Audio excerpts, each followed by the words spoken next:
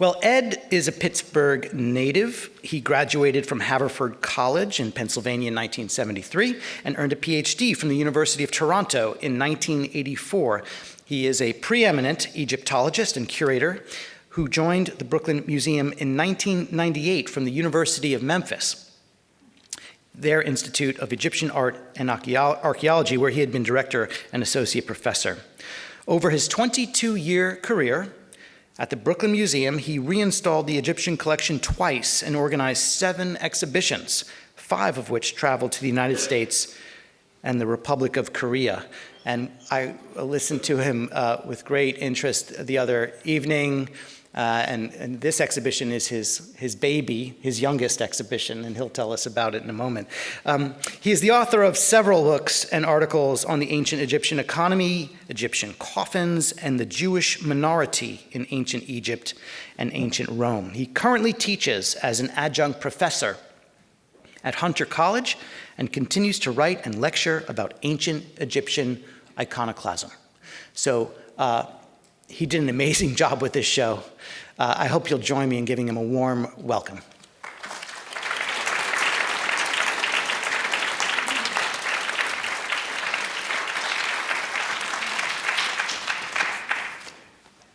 Thank you for that very warm and perhaps over-effused introduction. I've had a great time. I came to Rochester on Thursday night, and I've met some really wonderful people. I want to thank the funders myself, but also the members of staff here at MAG that I've worked with. Niall Blunt, who unfortunately can't be here today, and Nancy Norwood, who has been a wonderful hostess for me all weekend. I have to tell you that this exhibition has traveled, and this is by far the most beautiful installation. It is truly, truly superb. I also, at museums, we spend a lot of time thanking people. I also want to thank Ann Pasternak, who is the Leon Levy and Shelby White director of the Brooklyn Museum, and Kara Stark, who is the executive director of the Pulitzer Arts Foundation. These two leaders of their institutions had faith, partially in me, that we could do an exhibition about ancient Egypt that wasn't just about mummies. And I am very, very grateful to them for giving me this opportunity. I also want to thank 2 deputy directors at the Brooklyn Museum, Keona Hendricks and Adjoa Jones de Almeida. Both of these women helped me deal with the more problematic areas that I'm going to be speaking about this afternoon, although the exhibition itself doesn't engage directly with them. But you'll see what I'm talking about in just a minute. But I am very grateful to both of them for helping me find the right language to discuss what can be very difficult and sensitive issues. We start with this stele of Setu, and I start by telling you that this exhibition is a response to the most common question I was asked as a curator of Egyptology at the Brooklyn Museum. Starting in 1998, I was always asked at the end of every single tour that I gave, why are the noses all broken on Egyptian statues? A question which, after a lot of hard thought, I think we maybe spent 5 minutes on during my 8 years of graduate school in Toronto. And I didn't have a good answer, but at the end of my career, I thought, I'm going to find out why this is actually happening. And you may be surprised by both the answer to why the noses are broken, but also I'm going to talk to you first about the motivation for asking that question. So this is a little roadmap of where we're going this afternoon. So we're going to talk about the motivation for asking that question. We're going to talk about the long lives of Egyptian sculptures, which, although they were created 4,000 to 6,000 years ago, they have continued to exist with a changing audience over the course of their own lives. I like to tell my Hunter students that all art is contemporary because it's always seen with contemporary eyes. So it doesn't matter if it's 4,000 or 5,000 years old. And then at the very end, I'm going to touch briefly on contemporary parallels with iconoclasm. I hope that at the end of our talk, I'll be able to demonstrate to you that damaging images is deeply ingrained in Egyptian culture, and that it continued into the immediate post-Pharaonic era when increasingly Egyptians converted to Christianity. So the motivation. Many of you might be as surprised as I was to learn that among many, not all, but many African Americans, the motivation for the breaking of Egyptian statues' features is associated with a belief that Western archaeologists purposely hid that the Egyptians were Africans. Many African Americans feel a deep kinship and connection to ancient Egypt. They see Egypt as the ancient Egyptian as their ancestors. And this is mixed with a long history of racism within Egyptology itself, especially in American Egyptology. And so I'm going to speak briefly about this history and why it is that I think if I were African American, I would also be deeply suspicious of white Egyptologists. So we start in the 1840s with a book by Samuel Morton, published in 1844, called, which was a study of cranial capacity, called Crania Egyptiaca. It was a study of roughly 80 crania from mummies brought to the United States from Egypt, and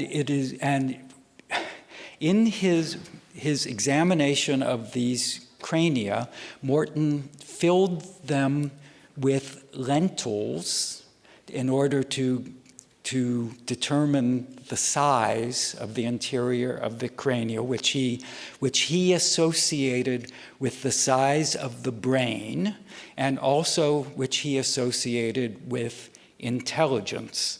And really, amazingly, looking at these crania through his own ideas about white supremacy, he developed the idea that the ruling class in ancient Egypt was white, with European ancestors, and that the workers in ancient Egypt were native Africans.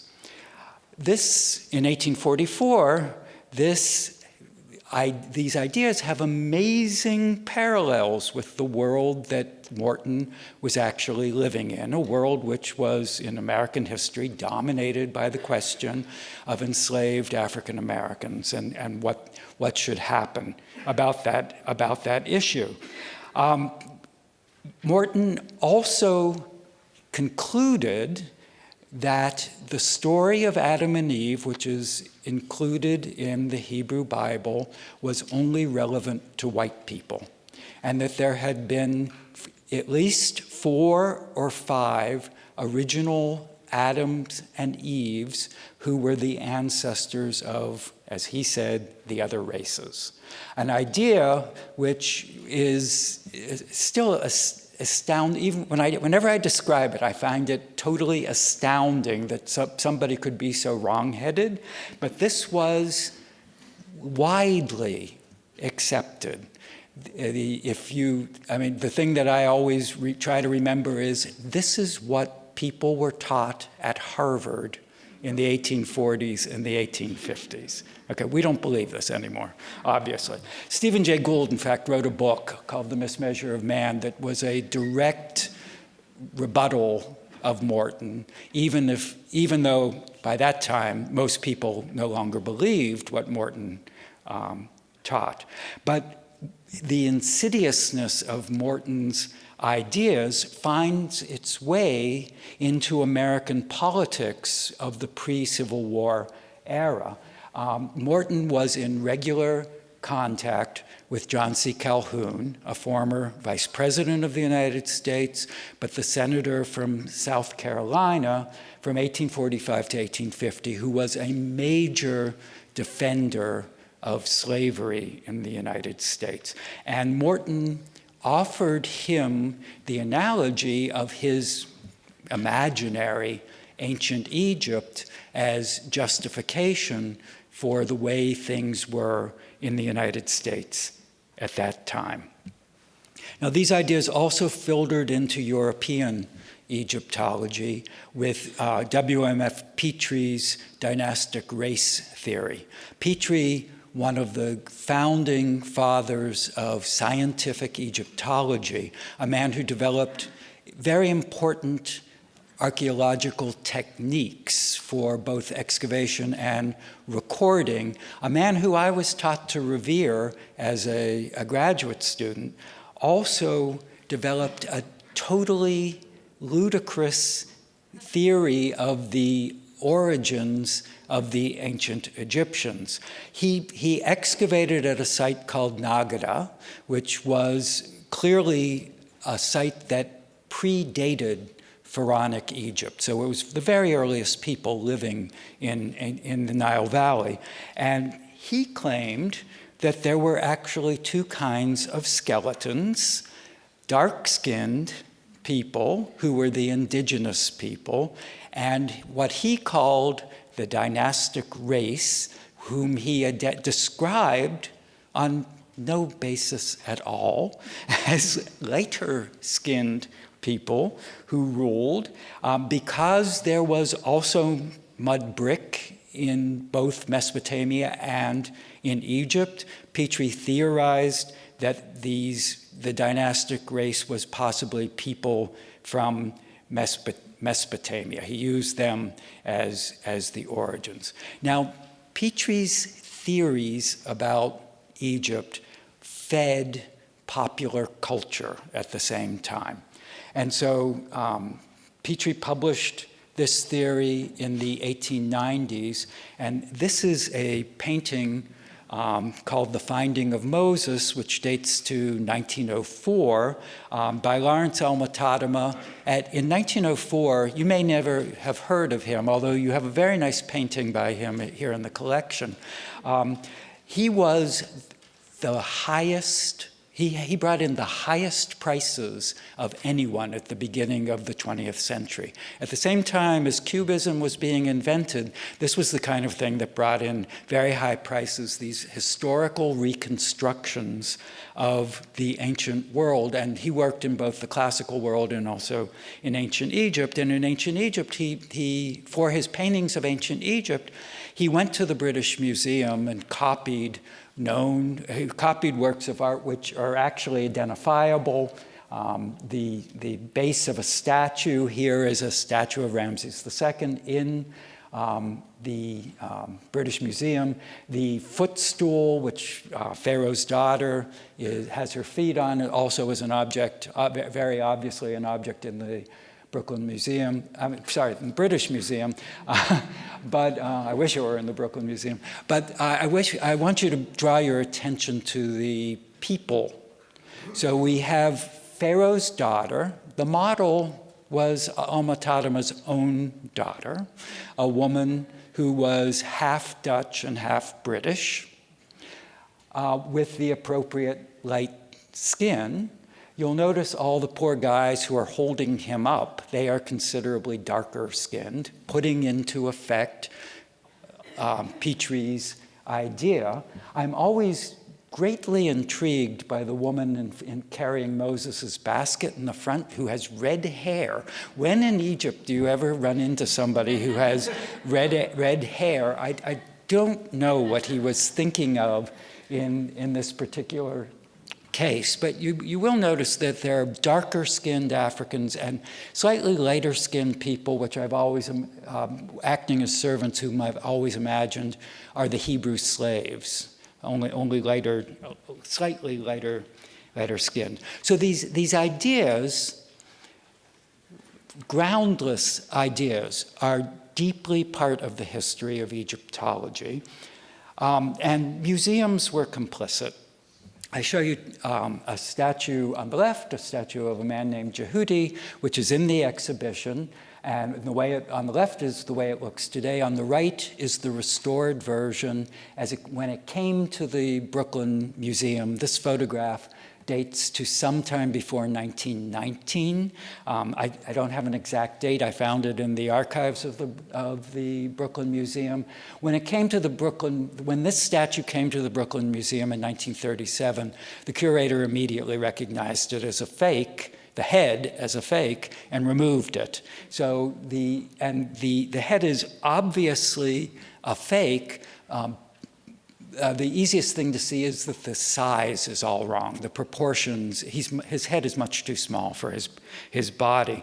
But what's interesting about his face, now this is the statue of Amenhotep in the exhibition, which dates to about the same time.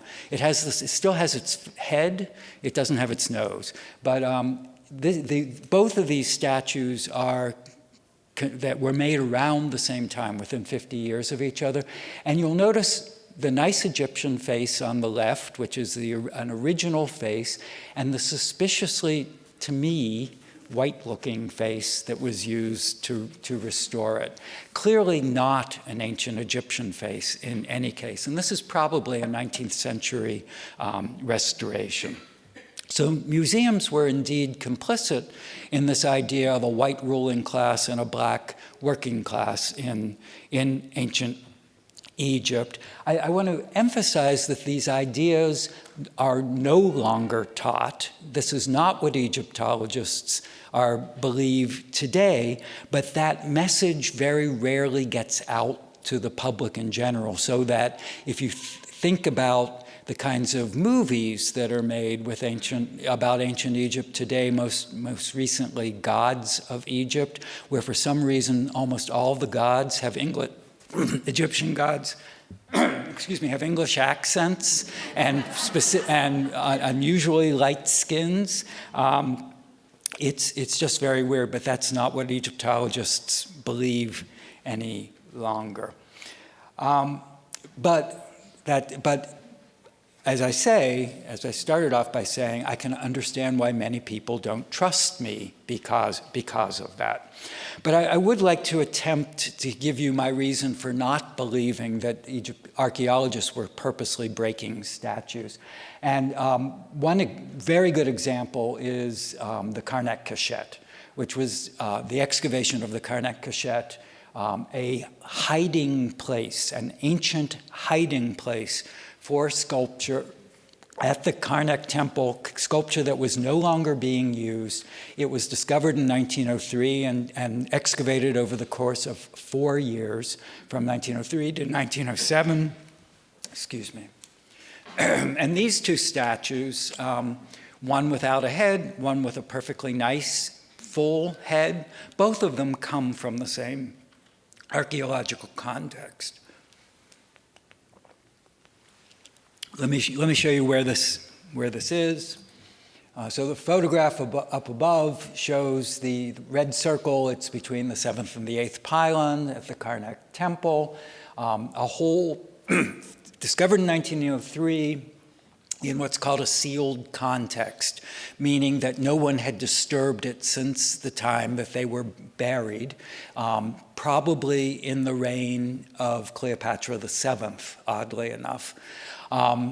So over 700 statues came from the cachette, and 17 stone statues, and over 1,700 bronze statuettes came from it. They range from the Old Kingdom to the Ptolemaic periods. They're both broken and whole. If you're interested in looking at them, if you can just Google Karnak Cachette, and there are photographs of all the known statues to have come out of it, published online by the Institut Français d'Archéologie Orientale. It's mostly in French, but the photographs obviously are easy to see. Here's the excavation. I won't go into any details about sealed context, but I did want to point out to you that the oldest statue, the Old Kingdom statue that comes from the cachette, is right here in your museum. But it was originally broken. So your statue of King Niuserre, dating to Dynasty 5, is right upstairs. Now, and here it is. Chio kindly sent me some JPEGs. Now you'll notice a crack right here. And that's because, I don't know how many of you have looked carefully at the statue, but in fact, the upper portion is the statue that came here in 1942. The lower portion is a plaster cast of the legs, which are in the basement of the Cairo Museum. And in fact, this was recognized by my predecessor at the Brooklyn Museum, Bernard V. Boatmer, who was, in fact, in the basement of the Cairo Museum looking for the legs of Brooklyn's statue of Niuserre, which he never did find, but because he was, I don't know, dogged, perhaps is the right word, in a very good way. He knew he had some Niuserre legs. He knew they were from the cachette, and so he traced down every statue that he could find from the cachette, and he came here to Rochester and he photographed your statue and noticed that the break of your statue matched the break in the legs. He arranged with your director at the time, Gertrude Hurdle Moore, to have a cast made in Cairo of the legs, and you also supplied a cast of the top to Cairo. Although I don't believe they show it, but I think it's still all in the basement. But in Cairo, it's on view. I've seen it is on view. Oh, that's great. Oh, that's wonderful. Pardon me? We can second that. Oh, that's terrific. Oh, I'm glad to know that. So, but my besides some hometown pride, which I wanted to talk about for you, I also wanted to point out that scholars like Bernard Boatmer were in fact eager to reunite these statues reunite the pieces. And in fact, he's published a whole series of articles, which he called Membra Dispersa, dispersed parts, where he was able, he had a wonderful eye and saw these things and how they fit together. All right, so let's turn to the subject of the exhibition itself. And we have to start with asking the question, what is Egyptian art? Egyptian art is a ritual tool that allows individuals here on earth to confront the supernatural directly. The ancient Egyptians believed that these images were inhabited by supernatural forces, the forces that they actually represent. And we have a series of inscriptions from the temple, ancient Egyptian temple at Dendera, which describe the relationship between the gods themselves and these images. We read, for example, on the walls at Dendera that the goddess Hathor flies down from the sky to enter the horizon of her soul, which is a name for the temple. She flies down into her body. She joins with her form. And this reference shows us that these objects are actually conceived as the body of the god, and that within it is part of the god's soul called a ka in ancient Egyptian. In fact, the word for sculpture in ancient Egyptian is derived from the word to live. A sculptor is a sa'anku, a person who causes something to live. And a sculpture is really a body of a living spirit here on earth. We are told in the Memphite theology, which was recorded in Dynasty 26 in the 7th century BCE, but probably represents a text that's much older, that sculpture itself was invented by the god Ptah. And it tells us Ptah gave birth to the gods. He made their bodies according to their wishes. Thus the gods could enter into their bodies of every kind of wood, every kind of stone, and every kind of clay. So in this text, it's very explicit that statues are actually the gods' bodies, or both relief and three-dimensional sculptures. This stela of a man named Amun shows us the sorts of rituals that were performed with the sculptures. Sculptures are used for people here on earth to convey to either the deceased or to the gods the food that they need to survive, the drink that they need to survive, clothing, anything that you think you might need here on earth that you will need in the next world, the Egyptians believed had to be supplied through the agency of the statue, which is inhabited by a spirit that can travel then to the next world and give these give the food and drink or clothing to the deceased in the next world. Now, the Egyptians themselves experienced real anxiety about the survival of their statues for eternity. This was the idea that that these statues would last for eternity. And in fact, this is the subject of most of the real curses which are recorded in ancient Egyptian tombs. One example from the 18th dynasty on a scribal statue says, quote, "As for anyone who will attack my corpse in the necropolis or who will remove my statue from my tomb, Re," who's the sun god, "Re hates him. He shall have no water from the altar of Osiris." That is, he won't be able to obtain drink in the next world, which is the realm of the god Osiris.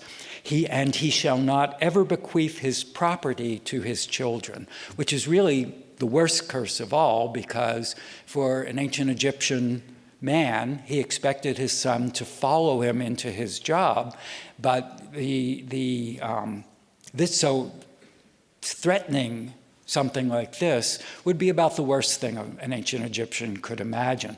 But the real issue here is there are thousands of these curses found in tombs, found on statues, all of which are there for the protection of the images. And if people are so concerned about protecting the images, then it's clear that they had very high anxiety about somebody actually damaging them.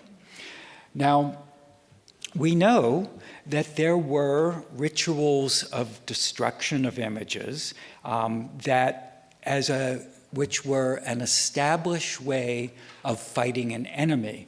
The Egyptologist Robert Rittner, in his work on Egyptian magic, describes a ritual of first creating objects like these, clay figures, which have the names of, these actually have the names of ethnic groups on them, foreign ethnic groups. And these figures, in order to harm these enemies of Egypt, could be burned, decapitated, dismembered, but with all their parts taken apart, or they could be buried upside down.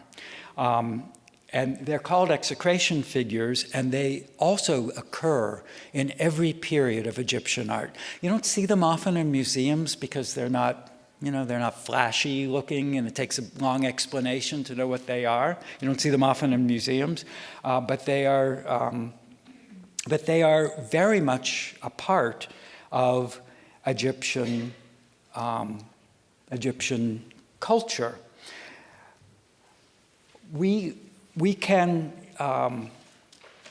understand how the Egyptians look at statues by remembering what the Hebrew Bible tells us statues can't do. And in fact, the Hebrew Bible is in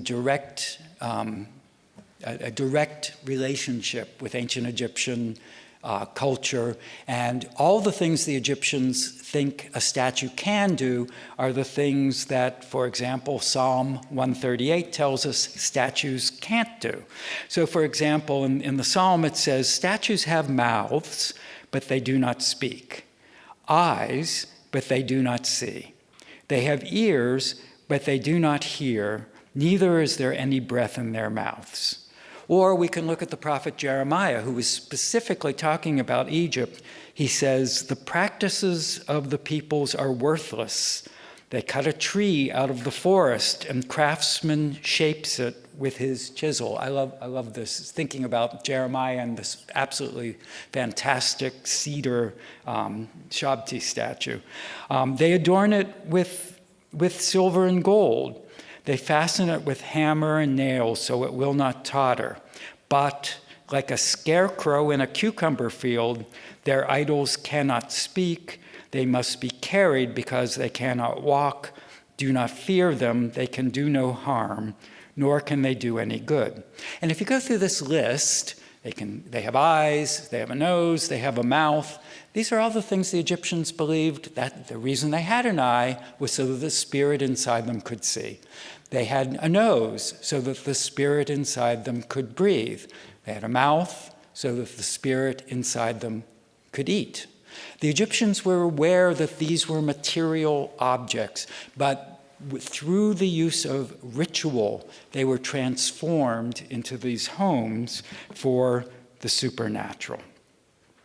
So it is, I now want to look at the kinds of damage that we find. And one of the primary motivations for damage in ancient Egypt was political. And especially in the 18th dynasty, the time of Hatshepsut here on the left and Akhenaten on the right, there is damage which is meant to erase a previous reign. So let's look first at Hatshepsut. This is her famous temple on the left at Deir el-Bahri, across the river from Luxor, at an earlier stage of its restoration. And on the right, photographs from the 1920s from the Metropolitan Museum's excavations at Deir el-Bahri, showing the statues of Hatshepsut that they found totally fragmented. If you've ever been in the Hatshepsut gallery at the Met, mostly what you're looking at is fragments like these, which have been restored into coherent statues.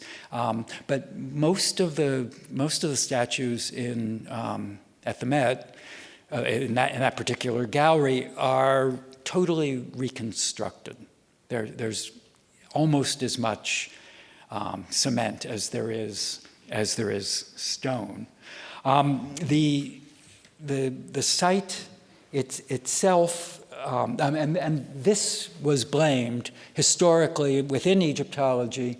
The destruction of these statues was blamed on her successor, Thutmose III, who was not biologically related to her, and although there are many misogynistic theories that he hated her because she was a woman, there are also but the current theory is that he needed to eliminate memory of her reign in order to guarantee his relationship with his father, who had been the previous king, Thutmose II, and to ensure the succession of his own son, Amenhotep II.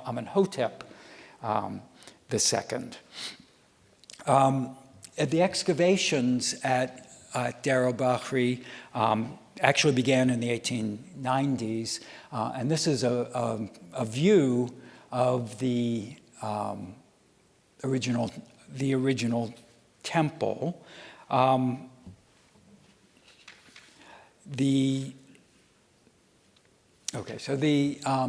What you're seeing here is there is mud brick towers like that right here, and there were actually mud brick constructions back here. This is the stone gateway, which is at the top of the ramp currently. So this mud brick structure is the actual Deir in Deir el-Bahri. Deir in Arabic means monastery. So this was a building this Hatshepsut's building, which was originally constructed in the 15th century BCE, was in continuous use until the coming of Christianity to Egypt in the 1st century of the Common Era. By the 7th century, this building was being used as a monastery. Although it is not recorded in photographs or drawings, there are descriptions of the interior of Hatshepsut's building, which had been totally plastered over and had paintings representing the lives of the saints when they first arrived. And I know as a young Egyptologist, I was really impatient to get past that part. I read about this and I didn't care because I wanted to get to the good stuff, the ancient Egyptian stuff. But it's absolutely phenomenal that this building was used from about 1520 BCE until the 7th or 8th century of the Common Era, just about 1,200 years ago.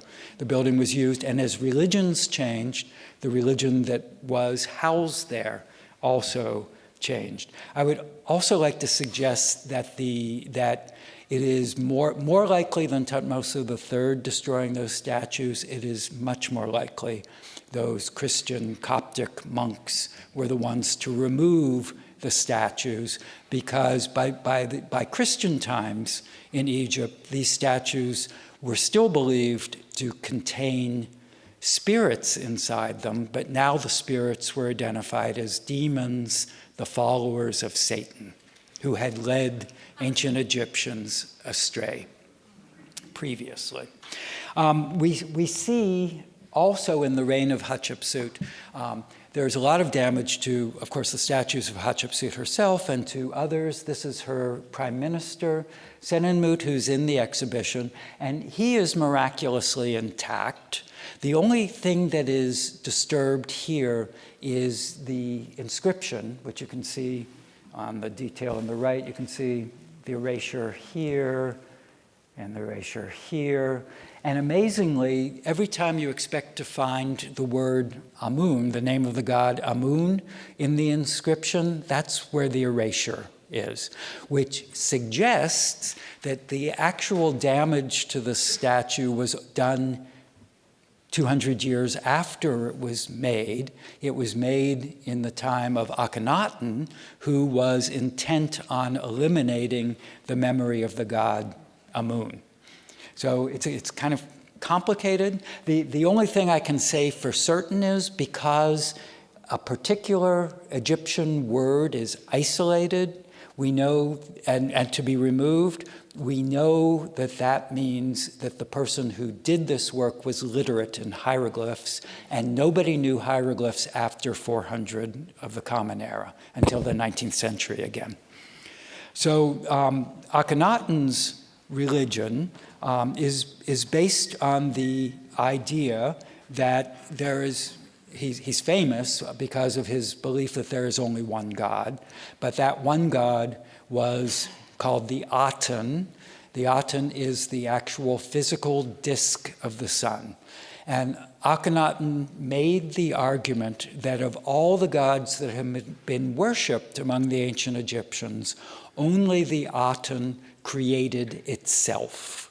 And so he observed that every day, every evening, the sun set in the west. The west is the land of the dead for the ancient Egyptians.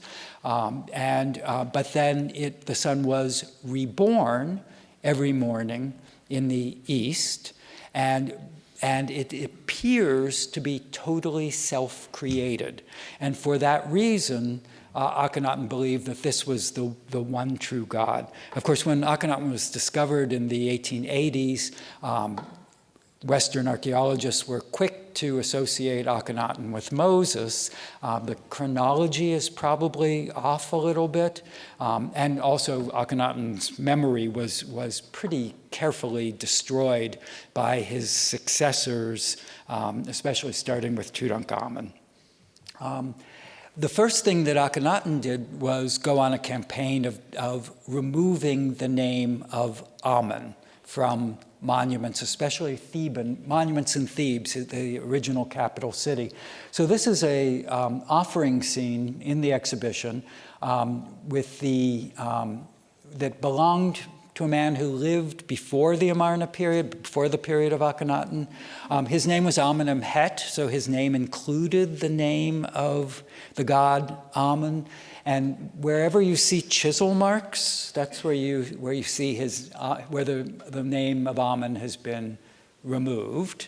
So this was his first step. But after Akhenaten's reign ended, starting with Tutankhamun, who said, no, we're going back to the god Amun, and we're going back to all the other gods.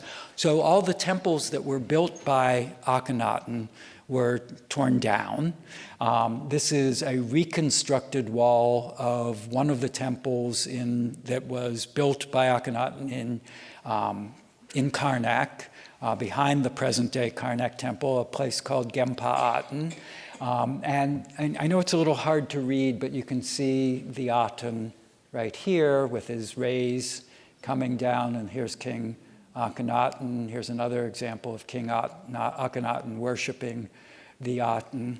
But I want to direct your attention to the iconoclasm that occurred after Akhenaten's reign. This is a wonderful block that must have been part of a really fantastic relief, which is, of course, lost. I want to direct your attention to the way the image of Akhenaten was damaged. The scene was Akhenaten and his daughter worshiping the Aten. You can see the Aten rays coming down, ending in human hands right here. And he's offering a basket of flowers, which I know from other scenes where I can still see the flowers. The Aten himself would have been up here. So the Aten is destroyed. The offering is destroyed. Of course, the nose is gone, and in fact, the entire face is gone. But notice all the damage on the arms. All the damage on the arms is intended to keep this ritual action from actually occurring.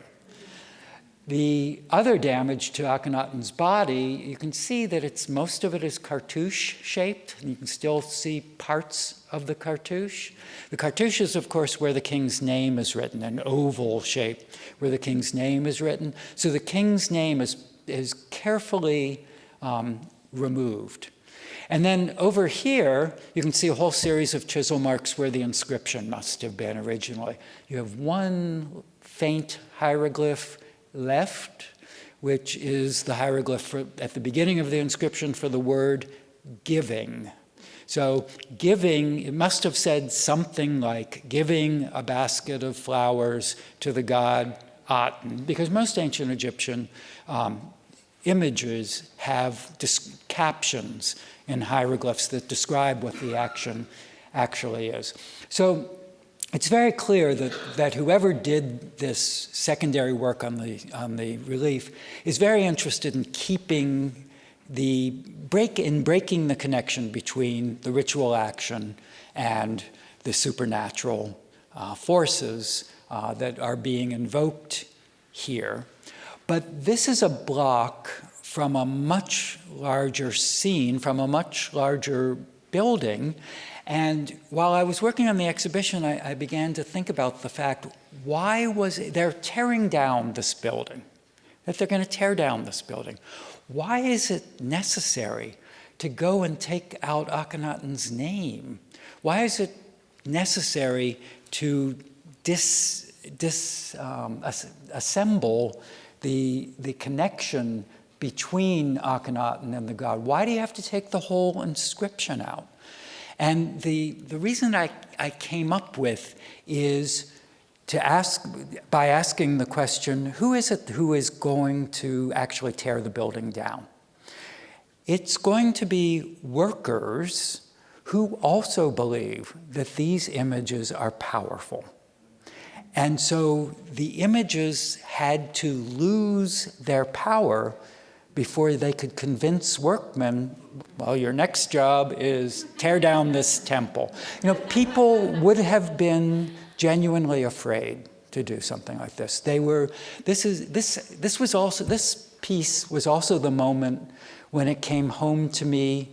People really did believe this stuff. It was no longer the kind of thing that, like, Egyptologists talk a lot about multiple gods, and they talk about gods inside statues, and it's all very abstract and something that it's kind of difficult for modern secular people like me to actually understand it. But this block sent the message to me over thousands of years. People really believed these things, and I have to take them seriously for that very reason. Okay, so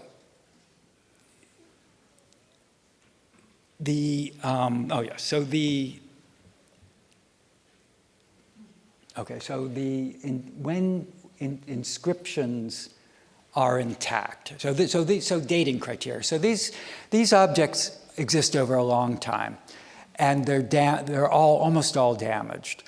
But nobody leaves a little graffito that says, I was here and I damaged it in year such and such. We really can't always say. But so I tried to develop some criteria for knowing when these things happened. And this is a good example. In this statue, you have the nose is gone, and in fact, the left arm is restored as well. This is actually plaster and was restored at the Brooklyn Museum. The inscription is totally intact. So I developed the idea that when the inscription is totally intact, but the face is attacked, it means that the person who did this really couldn't read hieroglyphs. They didn't know what part of the hieroglyphs to attack. So that suggests that it is after the year 400 of the Common Era, because by 400 of the Common Era, people were no longer learning hieroglyphs. It was deeply, deeply associated with the polytheistic language polytheistic religion of the Pharaohs. And by 400, most ancient Egyptians were Christians, practicing Christians, writing their language, Coptic, which was directly descended from the language represented by hieroglyphs, but now written in the Greek alphabet. So they weren't able, that's why nobody knew hieroglyphs anymore. They finally got to use the Greek alphabet, which made it much easier to read. But if you see damage to the body of a statue but no damage to the hieroglyphs, it suggests that it's damaged during the Christian period.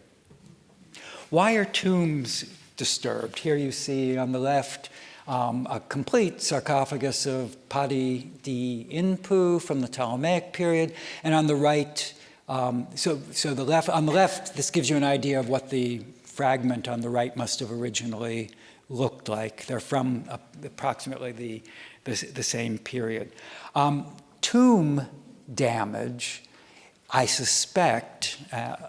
Why would a sarcophagus be disturbed? They want to get inside to the mummy because they know that the mummies have gold amulets inside. So the tomb robbers are anxious to get into the mummy. But why does the tomb robber pause to damage the sarcophagus so much. This amount of damage is not necessary just to get in. The fact is they're afraid. They're afraid of the tomb owner who's put a curse on them. And so by damaging the image of the tomb owner that is embedded in the sarcophagus, they are preventing the tomb owner, who's now in the next world, they are preventing him from acting in this world and then therefore carrying out the curse. And it's interesting that usually the damage to a statue only occurs to the main figure and not to the subsidiary figure. So in this statue of a man named Iroka-Patach, you'll notice his nose is gone. This is one of those statues that would have been in a tomb in order to convey everything that a man needs to live, convey from this world into the next world. On the side are images of his sons making offerings to him. There's some scratching of the arms that probably suggests making it impossible for them to give, but their faces are left intact. That's also true of another group from the same tomb of a man named Iroka-Patach. You notice his nose is gone, but his son and his wife, who are also represented in the same statue, they're perfectly intact because they're not the ones who are really involved in this whole ritual. They're there sort of as extras. We also see that very specific body parts are attacked, not only noses. So here on your left, a statue of Ptolemy II, who is here to show you what a complete one looks like, and here is a statue from the head of a statue of Nectanebo, where you can see that the Uraeus snake has been totally removed. The Uraeus snake is there to protect the king. His Nemes headdress, the blue and gold striped headdress that also is a symbol of royal power. It's been broken off on the sides, and also his ears are gone so that he can't hear the requests of people to the statue. His nose is gone so that the spirit inside can't breathe. And then his chin is broken, which suggests that he originally had the royal beard. What happened? I don't know what, it's disappeared. Oh, there it is. He originally had the royal beard, which has now been removed. So everything that gives this image its connection and its power is specifically destroyed. You'll also notice that sometimes the emphasis on the destruction is on the left side or on the right side. So in this is a complete cube statue of a man named Min, and this is a largely destroyed cube statue of a man named Minmosa, similar names. These statues make offerings. They're located in the temple. They make offerings. You make offerings with your left hand, an ancient Egyptian ritual. You take offerings with your right hand in ancient Egyptian rituals. And so by looking at the statue and which arm is broken, you can get a good idea of what the statue's intention was. I particularly like this kneeling statue of a man named Seti, who lived in the reign of Thutmose III. Notice the only thing that's gone is his left hand, and part of his arm. On this statue's, his kilt is inscribed a prayer to the sun god Re. And as he kneels and raises his arms in the ritual, he would be intended to push the words toward the god with his left hand. Somebody wanted to stop him from doing that and removed his left arm. The prayer itself is undamaged, which also, again, suggests this is during the Christian period, the early Christian period in Egypt.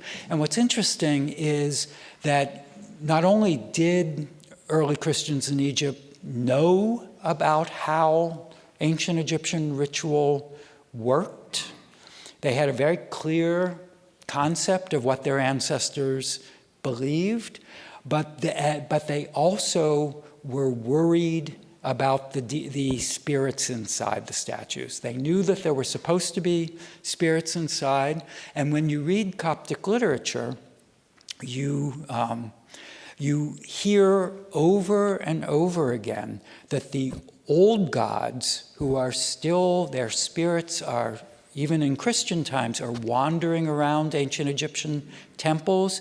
They are demons. They were placed there by Satan in order to tempt good Christians. And this is a common theme in Coptic literature. So that you see in a statue like this is what must have been a wonderful statue of the overseer of the treasury, Ptahhotep, wearing a Persian costume, because this is the period of the Persian conquest of Egypt, and a similar, much smaller statue of a man named Hor, son of Pawum, who you can see that he has a shaved head, indicating he's a priest, and he's making the offering of a statue to the god. And that, by looking at this, you can imagine that the shaved head of Ptahhotep that would have been here, and then what's missing is a smaller statue of a god. But notice also that mostly it's the left side, the offering side, his proper left side, that is his left hand, which would have offered the smaller statue to the god, is what's missing to keep the ritual from taking place. Now, there are exceptions. And this statue in the exhibition, Pawerim, a priest of Bastet, is kneeling and making an offering. You can see that his proper left hand, his own left hand, is destroyed. But the left side is destroyed too, I suspect, because there was a fault. This is a sedimentary rock, and I suspect there was a fault line right here, so that as they were removing his head, they removed a whole lot more than they originally intended to. We also have the question of, I love that you know who you are, you're in the audience. Somebody immediately asked me, how do you know when it's enough to remove, when you've removed enough to break the connection? And this was one of the questions that I asked myself as I was putting the exhibition together. So I bring you back to these two scribe statues once again, the two early 18th dynasty scribe statues. Why is it enough for Amenhotep's nose and arm to be removed, whereas this guy, Jehudi, why did he lose his entire head? Now, I think the answer might well lie just in what was the easier thing to do. So if you look at the back of Amenhotep, he has a whole lot. He has the long hairstyle, which is in style in the early 18th dynasty for men, and that long hairstyle translates into a whole lot of stone protecting his neck. Whereas Jehudi must have had the short hairstyle. You notice his upper shoulders have no hair on them at all, so he must have had worn the short hairstyle. And this is a whole other lecture, but you know, these hairstyles are an indication of rank. Hairstyles are allowed to certain people based on their position in society.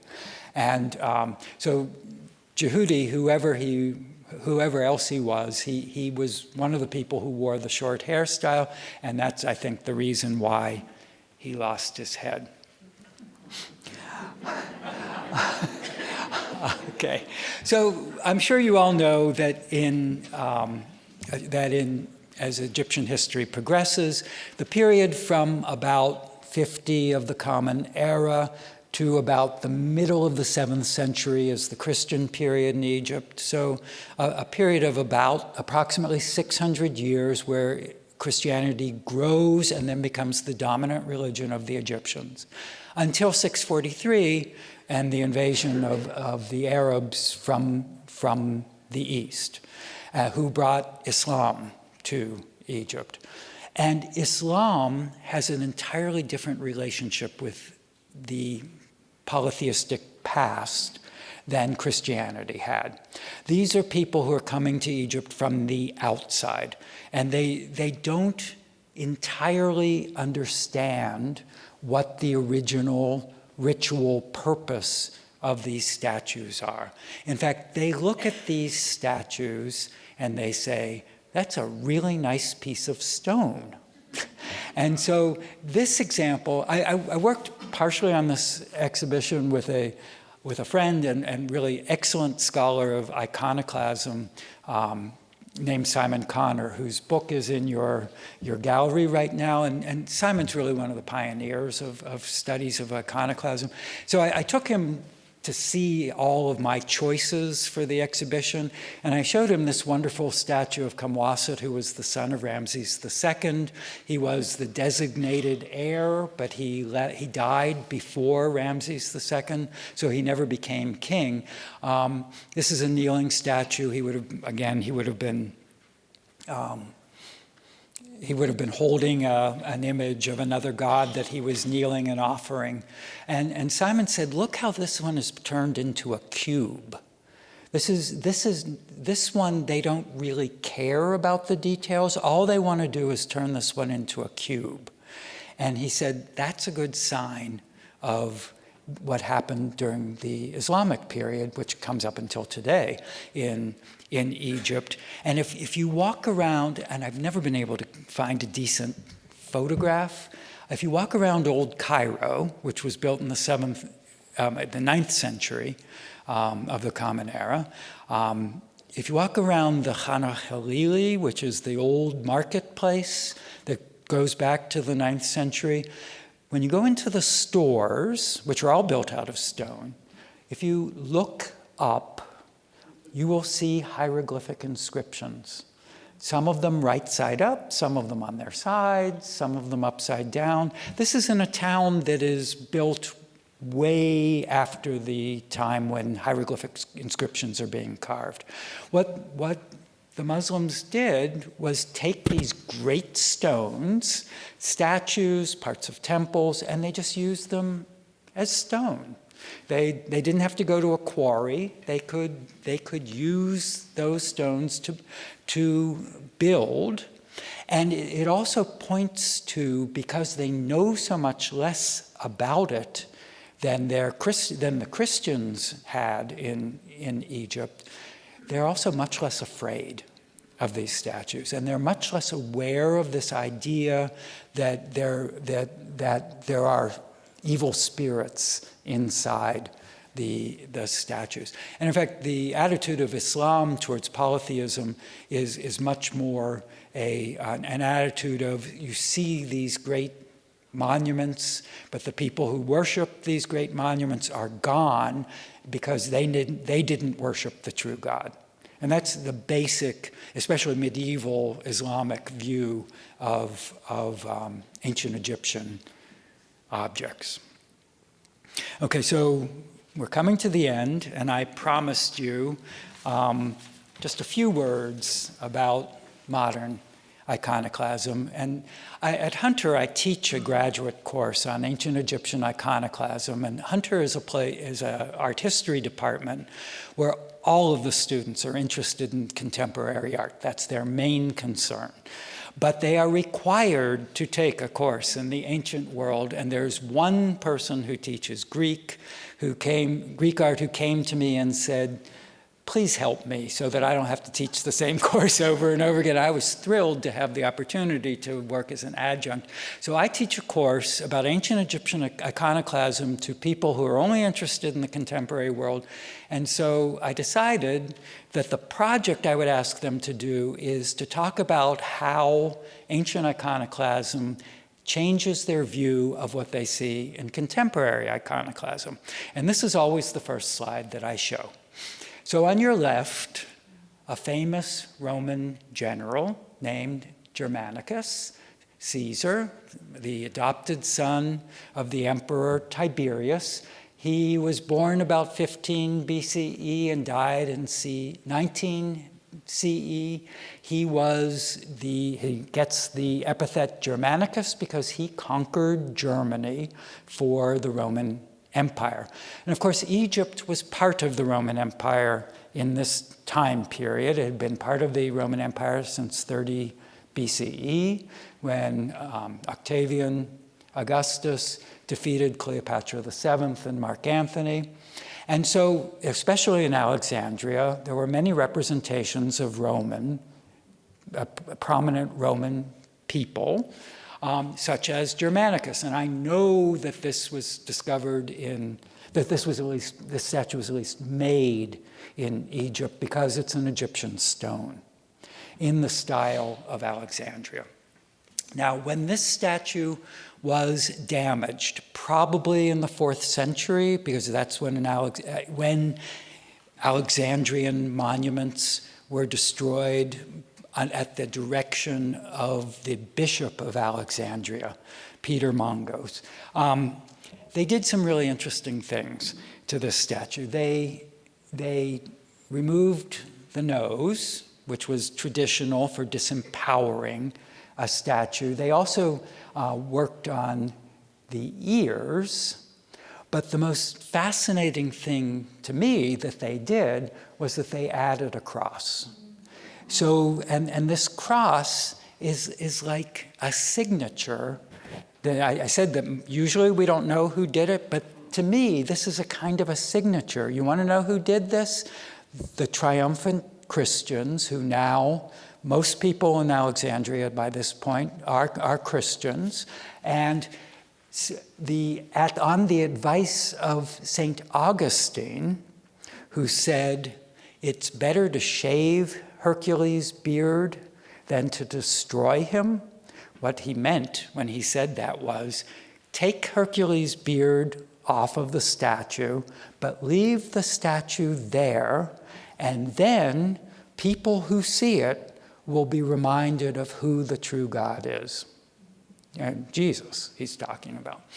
All right, so a general who in his current state, he's in the British Museum, by the way, in his current state represents what we describe as a changing narrative. He used to be a hero in polytheistic times.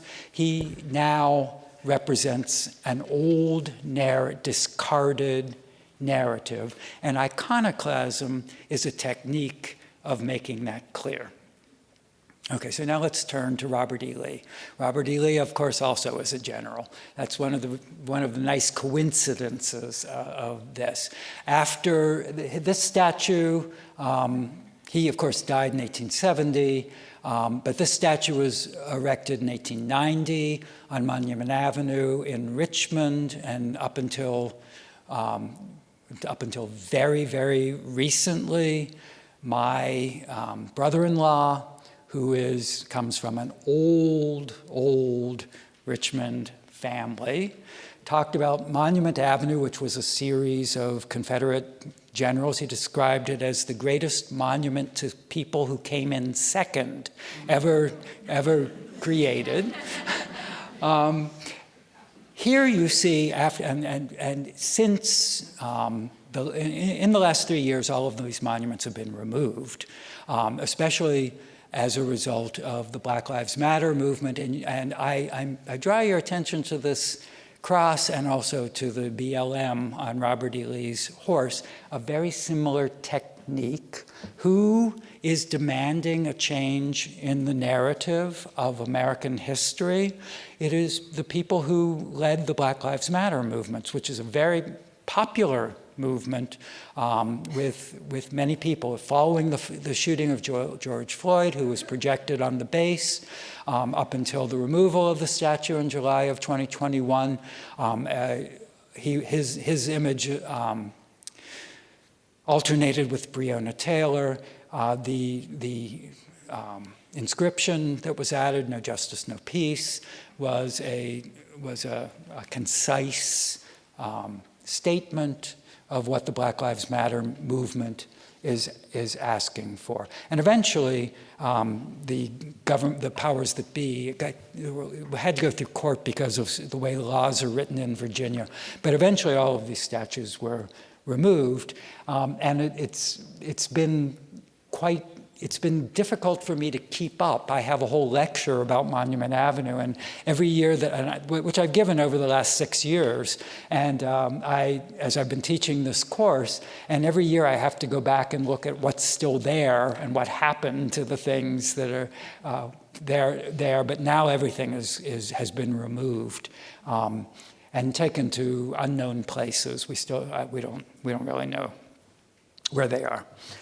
All right, so I come back to Setu. I always come back to Setu. I have to, the last thing I want to, so what kind of conclusions can I draw? This exhibition has really changed the way I look at Egyptian art. Working on this exhibition has really taught me so much that I wish I knew earlier. It has helped me reflect on the way you can read the damage to understand the original purpose of the statue. It has helped me understand the deeply held beliefs of people who lived thousands of years ago and who have been an object of study for me from all of my adult life, but who I feel like I understand slightly better now that I look at the way that these statues were destroyed. It also helps me understand iconoclasm as a strategy when wanting to understand history in a new way. Friedrich Nietzsche famously said that the people who built monuments attempted to freeze the interpretation of history into stone. He was living at a time when, in the late 19th century, when many monuments were being created as if the history were perfectly understood and there were no alternative ways of understanding history. And attacks on these monuments are really a way of drawing attention to new interpretations of history. Thank you very much for your attention.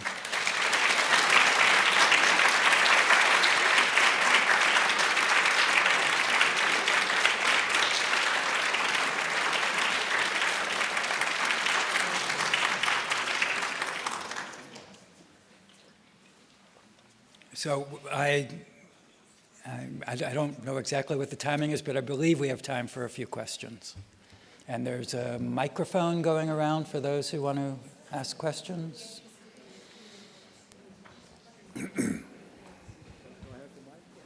The question I have is I'm trying to reconcile the idea that these statues have power and people are afraid of them, but yet you can get somebody to walk in with a chisel, which aren't the quality of chisels we have today. So he's probably got somebody there sharpening it every time he takes a few hits. And they destroy these images that supposedly are so powerful. So were there skeptics? Were they highly paid? How did you get somebody to destroy something that was supposedly so powerful? That's a great question. First of all, the destruction shows great skill. The chisel marks that are left in the places where the noses used to be are clearly made by skilled craftsmen who know how to handle a chisel. You can't just attack it. You really have to know what you're doing to just remove the nose rather than bothering any other part. Part of the power of the statue, however, is invested in the ritual itself. In the first part of the ritual, which I didn't have time to talk about, is to call the spirit down to inhabit the statue, and then at the end the spirit goes away. So presumably you do the damage when the spirit isn't present, so that you don't run any risk from the spirit. The other thing is that almost all of this is done at under government control. It's really, there's very little popular iconoclasm in ancient Egypt. This is usually the major difference that my students find when they look at the contemporary world and the ancient world. Today, it's usually more by popular demand. In the ancient world, it's the king is telling people what to do. And so you can catch the statue when there's no spirit inside it, and you can reverse the presence of the spirit as well. Other questions? I think the mic is coming to you. Hold on just a second, and then you'll be next. What is it about the nose in particular that was associated with power? Why is the nose in particular? How is the nose associated with power such that removing it was disempowering? Why is the nose associated with power? So the nose allows the spirit inside to breathe while it's on earth. So it's really a very, very simple matter of asphyxiating the statue and the spirit inside, or making it impossible for the spirit inside to breathe if the nose is removed. And you had a question, sir. I caught a little bit of a program on the Nile and a quarry across from Giza, which was now being used by an original quarry, which was now being used as a construction company site for mining gravel. Where are the hot spots that you fear the most for destruction today? Oh, okay. Did everyone hear the question? Where are the places in Egypt that are endangered today? So, of course, Cairo is the most difficult place because Cairo has expanded enormously in the last 50 years. It's much, much bigger today than it was, much larger population than there was 50 years ago, and the people need a place to live. And so there's enormous, when I first started going to Egypt in the 70s, there was a big gap between Cairo and Giza, for example. Giza's like suburban Cairo, where the Great Pyramids is. Today, the apartment buildings go up nearly to the Great Pyramid. There's an area was cleared so that the tourists would have the illusion of being out in the desert, but it's both, and Cairo growing in both directions, because to the east would have been the city of Heliopolis, which has also it's become a very fashionable suburb, and so it's also very, very much threatened. And again, in the 70s, used to fly into Cairo, and the airport was really far away from town. It was way east.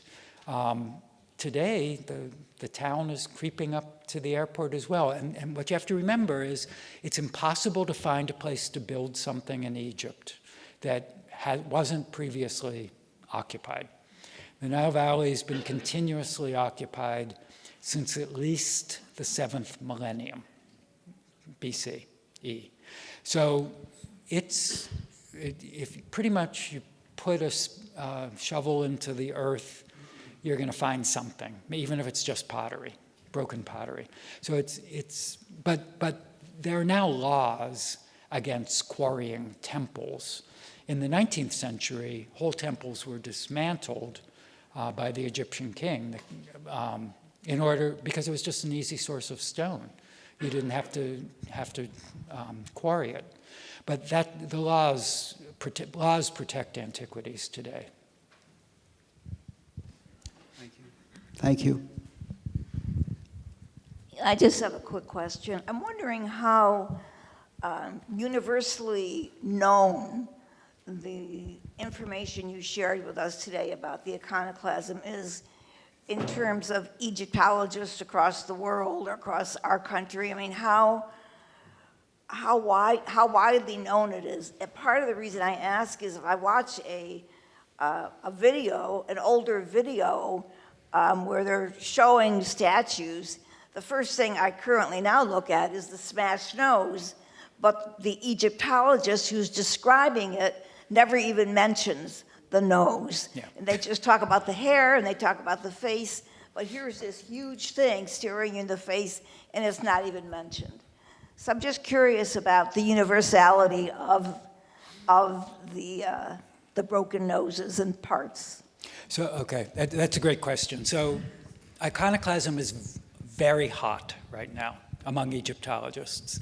I was unfortunately on Zoom, but there was a conference I was on it on Zoom, but and as most people were in 2020, I was pretty disappointed. I was supposed to go to Belgium for this conference. And of course, with everybody else in May of 2020, I was pretty much locked in my apartment because of COVID. And so there are a lot of people working on the subject today. But one thing I've written about in the essay that goes in the catalog is the fact that I never noticed whether a nose was broken or not, because the whole purpose of my education was to look at a broken statue and be able to imagine what it looked like. Because noses change over time, just like the shape of the eye changes over time in Egypt, the shape of the mouth changes over time, and you know, my art history classes, a lot of them were, oh, this is a good Ramesside nose. No, that's a nose from the Tutmosid period. And then so after 8 years of this training, when I look at a statue, I don't notice that the nose is broken. My mind immediately supplies the right nose. And that was why I kept wondering, you know, in my job in Brooklyn, I spent a lot of time talking to the public. And so every time I talked to the public, it was about noses. And I began to wonder, you know, why don't I even notice that anymore? So I talk about how my education blinded me to what's actually there. And for me, this is what in the trade we call a visitor-generated exhibition. That is, it was because of the things the visitors want to know that I worked on this exhibition. And, you know, I'm also guilty of the hair, the ears, the dress, talking about all these things that are there, all the things that I want to talk about because I know the right answers to, or I think I know the right answers to. The question of the nose, it's broken pieces never addressed the whole time I was in graduate school. I think today, that the case is different, but I went to graduate school a few years ago. So are you a nosologist? I think we have time. That was actually a perfect way to close, I think. But does anybody, I think we have time for one more question, and then we'll call it. This is actually a sort of follow-up to that question. What percentage of statuary and reliefs and images has been deliberately damaged as opposed to the ones that remain intact? As opposed to? The ones that remain intact. Okay, so that's another question that I asked myself. I don't have a good answer. A lot. I can only say a lot are damaged. You need to start with how many statues are there, and then you can figure out a percentage. And I realized I had no idea how many statues there are, actually. There was a wonderful exhibition at the Metropolitan Museum about 20 years ago about the Old Kingdom, where they attempted to find every Old Kingdom statue. They didn't include everyone, but they tried to find everyone, and they thought that there were about 900 Old Kingdom statues in museums. but nobody bothered to calculate the percentage of broken noses. But I think it's a question you should ask yourself. It's when you go around any major Egyptian collection, like at the Met or in Brooklyn or in Boston, it's a little bit skewed toward more complete pieces because everybody has extra pieces that are in storage, and if you're complete, you're more likely to make it to the gallery space that we have. But this is something else curators choose. That's our major job. We choose what's going to be in the gallery and what's going to remain in storage, and we usually try to show the things that are going to be most meaningful to the public. So we don't usually show the badly damaged things. One more? I'd like to thank everyone for coming, and I'd like to encourage you still have time to go into the exhibition before we close at 5. I think there is a tour going on, but we've run a bit late, so you might be able to catch the end of that. But thank you again, and thank you again, Ed, for a great lecture. You can